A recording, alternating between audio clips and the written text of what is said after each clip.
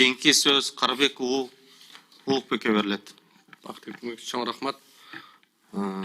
Жаныбек Калканович, негизи бизде бул мал чарбасы тармагында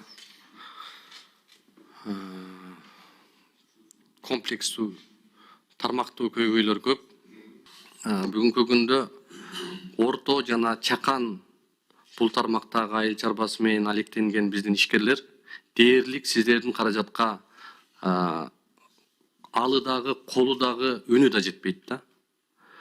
Ушул нерсени жеңилдетүү үчүн банктык талаптар, бюрократиялык кагаздар, жанагындай бир жөнөкөйлөштүрсө болбойбу ушул нерселердичи? Мисалы азыр жөнөкөй, орто, анан кичи ушул тармакта жүргөн ишкерлерге жеткенге кандай жол, кандай механизмдерди кылса болот? Жеңилдетсе болобу? Механизмди жеңилдетип анда совсем эле бесплатно берип коюш керек да. Ушундай жеңилдетилген кредит боло элек азыр.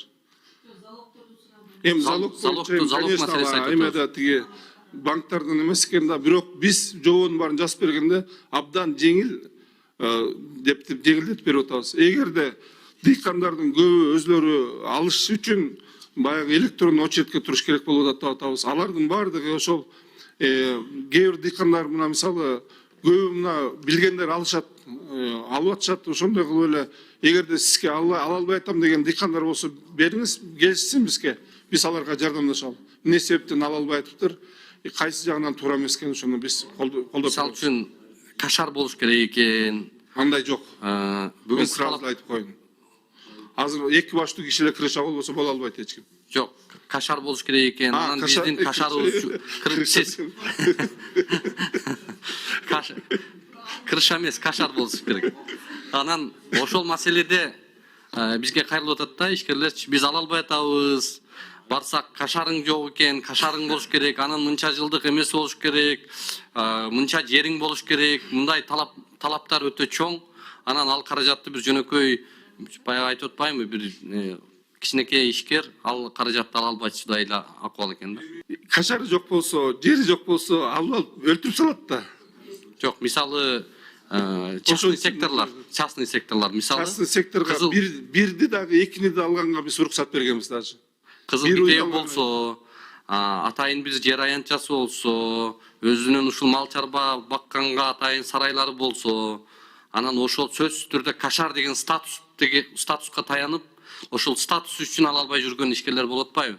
Ушул статустан сырткары частный секторлорго дагы ушул ишти жөнөкөйлөтсө болобу? Частный сектор алат, өзүнүн коросу болсо, бир эки уйду алса, биз даже бир уй алганга уруксат бергенбиз.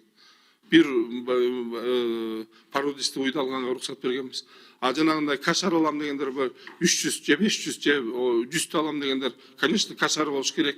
Анын площадь жери болуш керек.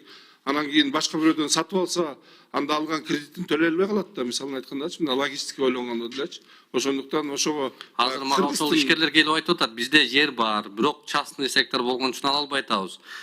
Биз бүгүн ошол чет өлкөдөн этке деп алып келип, анан бул жака өндүрүш кылып, сатып, ушундай кылып кыймылдатып атабыз. Эгерде бизге ошол жөнөкөйлөтүп койсо, биз эмне кылат элек, ошону ошол статусу менен алып келип, асыл тукумду өндүрөт элек. Бул жакта ишкерлигибизди чоңойтот элек, ушундай кылат элек деген нерселерди берип атышат. Биз азыр дыйкан, фермер деген өзүнчө статусту караган атабыз. Анткени ошолорго дагы сиз айткандай кээ бирөөлөр бар, дыйкан болуп эле статусу жок, ала албай калып атыптыр да. Аларды биз карайбыз аларды. Кайрылса болот да. Болот. Рахмат.